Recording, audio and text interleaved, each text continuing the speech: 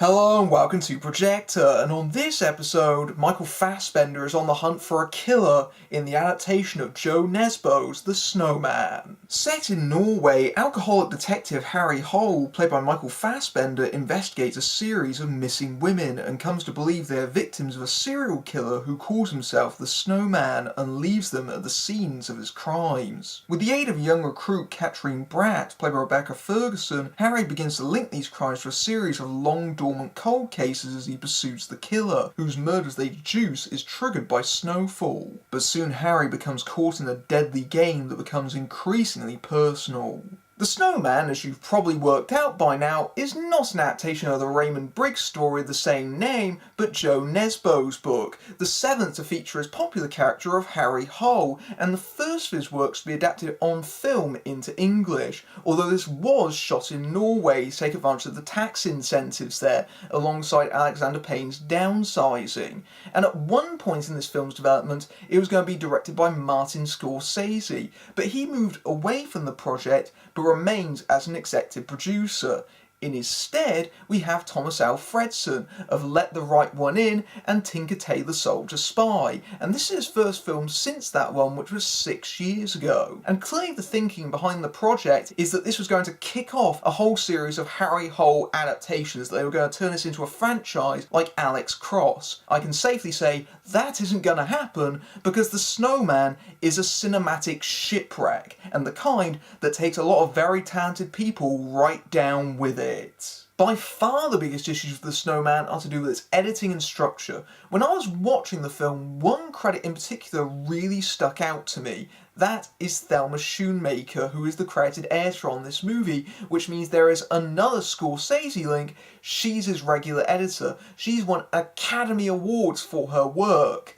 I think it's safe to say she probably won't be winning any for this particular film, although I hate to place the blame squarely on her. She seems like another talented person that just got sucked into the quagmire of this movie. The Snowman is a mess. In terms of actual storytelling, there are so many different subplots fighting for attention. The movie clearly shows all the signs of a very troubled shoot that in editing they tried to do a salvage job on. They were recutting and restructuring and trying to, bring things together in a way that would actually make sense and that they would gel cohesively. And I hate to tell them this, but they still haven't accomplished that in the final version of the film. It is all over the place, although some of the blame can be placed on the script. I'm probably going to terrify Jo Nesbø fans by saying that this movie pretty much tosses the book right out of a window. 3 writers came up with this, including Hossein Amini, who wrote Drive, and it's completely ill-disciplined. The storytelling is so muddled, especially in the early stages of the movie, that I was genuinely confused about the relationships that characters had, and even that scenes had with each other. The movie doesn't really move from scene to scene as just jump, and sometimes scenes conclude on weird, strange little buttons and notes, for example, like when Michael Fassbender is in a diner and he's talking to Rebecca Ferguson, and at the end of it he asks her, "Have you had lunch yet?" "No, I haven't." And he turns around his plate and he's cut up his sausage into little tiny pieces. And you go, why did the scene suddenly end on that particular note? And it feels very irregular like that. And there are things that have been added to the movie that were not in the book that are complete distractions from what's actually going on. It's amazing how much this movie doesn't fit together in any kind of way. And you watch it and you just find yourself sometimes at a loss to explain how things could have possibly gone this badly. And it doesn't take a detective to work out that major re-editing work has been done on this movie, because if you watch the trailers, you've seen substantial deleted scenes that are not in the movie. There's a kill sequence in the trailer that is from the book, but in the movie they've reshot it, so it's no longer book accurate. This also shows substantial chunks of the film's originally explosive ending, which is nowhere to be seen in the final print. And yet, despite all this deleted material that appears very prominently in the advertising, the director Alfredson has actually come out and said that because of the funding that they received from the Norwegian government and the time that they were given to actually shoot the movie, they were so rushed that they didn't actually film 10 to 15% of the script. And suddenly, the movie's failings become far more obvious in retrospect as you realise that the editing is to try and cover up the fact that there are scenes missing, not just on the cutting room floor, some of them they never actually shot in the first place. So you've got this weird situation of a movie where they clearly didn't film enough coverage of scenes, if at all, but also that they shot certain scenes but did substantial reshoots but didn't think to do pickups of the stuff they didn't get the first time around. So you can understand why The Snowman is probably one of the most incoherent major releases that I can think of in recent memory, and why so much of the film seems to have random interstitial scenes with ADR voiceover to try and stitch things together. And it's such a shame because Alfredson is a very meticulous, very detail-driven director, and you can clearly see that still in this movie. His camera focuses on very particular things, and those clearly were meant to link to things that aren't in the movie anymore. Like in my earlier cited example of the scene where he's cut up the sausages, clearly we're meant to link that with the snowman's behaviour of dismembering bodies, and there's a line in the trailer where he says, cutting things up into little pieces, that's what a child does to establish order. That would have linked those things together, but that line isn't in the movie, and the film is full of those kind of things. It alludes to things that have no payoff whatsoever because clearly they've been excised from the final version of the film. It's frustrating to try and watch a mystery like this, although Alfredson also has some of the blame for the film's gloomy, portentous tone, and what I can accuse him of is taking this material far too seriously. I've seen previous adaptations of Joe Nesbø's work on screen, Headhunters and Jackpot, and while I haven't ventured as far as Dr. Proctor's Fart Powder, what I can tell you about those two movies is that they both have a very darkly comic streak to them, especially Jackpot, which I would describe as a Scandi version of Fargo, right down to the wood chipper. In this movie, there are elements that they've taken from Nesbø's book, and they've treated them so seriously that it becomes unintentionally hilarious, and I don't think the filmmakers were aiming for laughs. The idea of a killer that goes around building snowmen is ridiculous. It is really, really silly, and they play it very straight, very earnestly. I lost count of how many times scenes concluded with a sudden close-up to a snowman with ominous music playing in the background. It became a running joke through the movie, and it's so serious that it becomes very close to becoming a parody, because all the cliches and conventions of Nordic noir make their appearance somewhere in this film, and in combination with a frankly wacky plotting, it becomes absurd. Suddenly, out of nowhere, one character is revealed as being a twin. Suddenly out of nowhere, twins. And we're just meant to accept that at face value, and the twin never comes back into the movie after she's been introduced. It just goes nowhere. It's just a, wait, what moment? In a film that's full of head scratchers. Running in the background of this movie is the Norwegian bid for the Winter Games, and the film spends so much time on this, and there's so much attention paid to this Winter Games bid, and you're wondering, how exactly does this tie in with the Snowman case precisely? And it turns out, it doesn't. Nothing whatsoever. And you must be wondering, well, why is it in the movie then? Was it something from the book? No, it was invented whole cloth for the film. It's just baffling, quite frankly. And speaking of taking themselves far too seriously, Michael Fassbender seems to be becoming increasingly synonymous with this. He's hit a very rough patch lately with the likes of Assassin's Creed and Alien Covenant, which at least he was the best thing about, but in this movie, I thought he was painfully exposed. In this film, he brings nothing to the character of Harry Hole whatsoever. I thought he was very dull and very trite, and the character is a stock archetype of this kind of Nordic noir in that he's this washed up, burnt out detective who smokes and he drinks to the point where he literally collapses out on the street, and he's so toxic that his apartment is literally poisonous to his houseplants. And Fassbender doesn't bring any kind of character or nuance or wit to him whatsoever. He is such dour, miserable company all the way through the film. And bear in mind, this is a character that they were supposed to be launching a franchise with.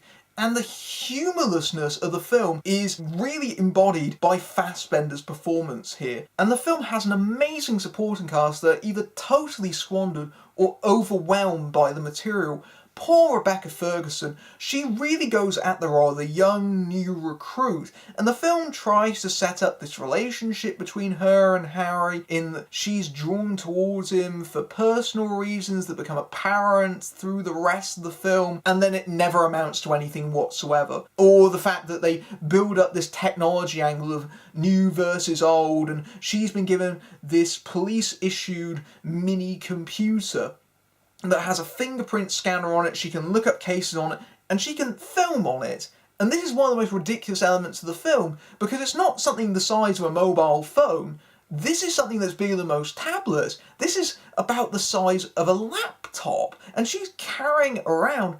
And we're supposed to believe that she's recording conversations and no one notices this huge brick that she's carrying, or that she place it on a shelf and the person that she's trying to film won't notice it's there? Ridiculous. And so much of the film has Ferguson having to fight against silly things like that. And later in the movie, they keep bringing up how our character keeps wandering into crime scenes by herself with no backup whatsoever, which is not what you're supposed to do when you're a detective. Although maybe don't bring that up directly, movie. If you're going to have characters from that point onward keep going to crime scenes with no backup. Charlotte Gainsbourg plays Harry's ex-girlfriend, and Harry has a kinship with her son who looks up to him as a surrogate father figure, and he's a bit of an absentee father in that respect, in that he's very concentrating on his case or his alcoholism, he's very distracted and he breaks his promises that he makes to him, and that subplot and those characters are on the sidelines of the movie, and you just know that the only reason that they're there is because they'll be needed in the third act. No surprises for where that's heading whatsoever. It's frustrating beyond words seeing an actress like Charlotte Gainsbourg given nothing to do for almost the entire running time because the film is just keeping her on standby until that point. Elsewhere, we have the likes of J.K. Simmons as a prominent entrepreneur who turns out to be a sexual predator, but then his character seems like it's a major character, and then he suddenly gets dropped from the movie with almost no explanation whatsoever. And he also appears to be the only person in this film actually vaguely attempting a Norwegian accent, which is odd because the rest of the film has been completely scrubbed clean of it, even down to things like signs, for example. It's the most English-speaking Norway you'll ever see on film. And the film's full of recognisable faces that pop up for a scene or two and then vanish just as quickly. I'm thinking about the likes of Chloe Sevigny, James D'Arcy, David Densick, all in tiny inconsequential roles, but the one that I think that will get the most attention is Val Kilmer. Now, if you don't know, Kilmer has had a lot of health struggles in recent years. He's had a tumour in his neck, and he's got a swollen tongue, so he doesn't sound like his former self, and knowing these things, I was wondering how they were going to handle his presence in this movie, especially given it's his first mainstream film role in quite a few years now. He plays a detective on the Snowman cold cases. He appears entirely in flashback alongside Toby Jones in another nothing part. And obviously the conceit was meant to be that as Harry investigated the case, they'd cross-cut it with Kilmer's subplot. And the film sets this up in its usual cumbersome fashion, and then it drops it. And what makes this feel even more bizarre is Kilmer himself, who, it has to be said, looks very ill in this movie, and They try to work around his voice through dubbing, and they do a very bad job of hiding that, in that every time he speaks, it cuts away to another angle or another actor. And sometimes he appears in scenes with no lines, and there's voiceover expositing what's supposed to be happening very clumsily. And then he falls out of the movie, and it seems like a lot of the scenes might have got cut or they didn't get shot. And it's a shame to see him like this, but it really adds insult to injury, playing a character who's established as being key and pivotal, and then maybe not so. And to top it off, for all the characters and all the subplots in this movie, the killer is stunningly obvious. If you haven't guessed correctly who it is by about the halfway point, then you've probably fallen asleep like the person who was sat next to me in the cinema was. And just spend the next hour of the film waiting for it to catch up with you. And what makes this worse is the film does a bad job of characterising its title killer. The motivations and psychology it sets up behind the attacks makes no sense whatsoever. Clearly some of this has been transplanted in the re-editing process and reshoots, but even so, the character is just a bunch of contradictions. It makes no sense whatsoever. So it has to be said, I can't recommend The Snowman on any level at all. If you're a fan of Nordic noir, just watch something like The Killing, for example, or a TV series of that nature. This feels like something that should have been on television and still would have been a disappointment. And if you're a Joe Nesbø fan, I'd recommend that you watch the other adaptations of his works like Headhunters or Jackpot instead.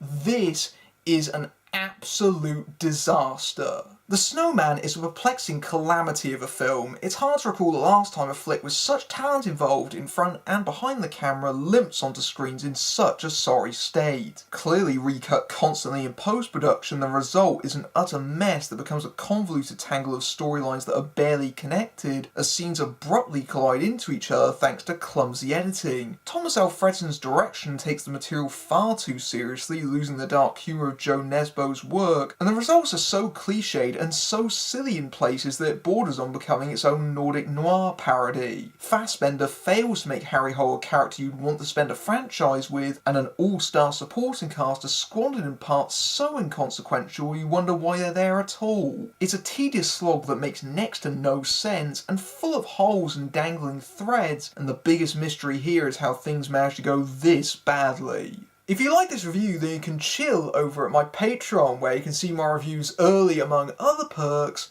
But until next time, I'm Matthew Buck, fading out.